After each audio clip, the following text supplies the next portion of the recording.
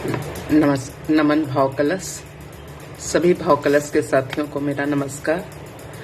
मैं अर्चना मिश्रा आज आपको सुनाने जा रही हूँ कुछ जिंदगी की बातें। तो सुनिएगा। जिंदगी भी हमारी एक सफर की तरह ही होती है, जहाँ हम निश्चित समय पर आते हैं और निश्चित समय पर ही जाते हैं। हालांकि हमें लगता है कि अचानक ही कोई चला जाता है, लेकिन हमें पता नहीं होता है कि कौन कब जाएगा।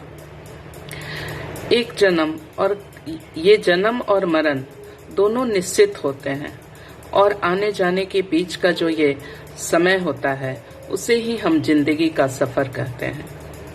अब सवाल ये उठता है कि जब हमें जाना ही है और मंजिल का भी पता मालूम है, तो क्यों ना हम पहले से ही तैयारी कर ले जाने की। लेकिन हमारा मन इस जाने की बात को स्वीकार कहाँ कर पाता है, और जिंदगी में सब कुछ पाने की होड़ और हजार पचड़ों में खुद को उलझाकर बेहद मसरूफ हो जाते हैं।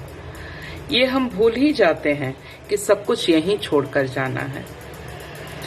इसलिए बुद्धिमानी इसी में है कि हमारे जिंदगी के लिए जितना जरूरी है उन्हीं बातों में हम रहें और बाकी चीजों से अपने मन बुद्धि को किनारा करते चलें।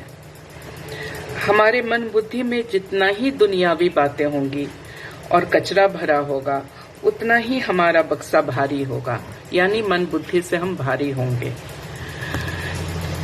जब हम किसी सफर में जाते हैं तो हम ज्यादातर कोशिश करते हैं कि हमारा सामान लगेज काफी हल्का हो, जिससे कि हम आसानी से उठा सकें। तो सफर भी आनंददायक और सुखमय होता है।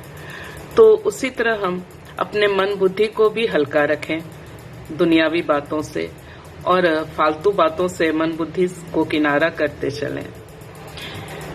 तो हमारे लिए ये जिंदगी का सफर बहुत ही आसान हो जाता है और सुखमय हो जाता है। तो ये थी जिंदगी के सफर के बारे में कुछ बातें। आशा है आप सभी को पसंद आई होंगी। धन्यवाद।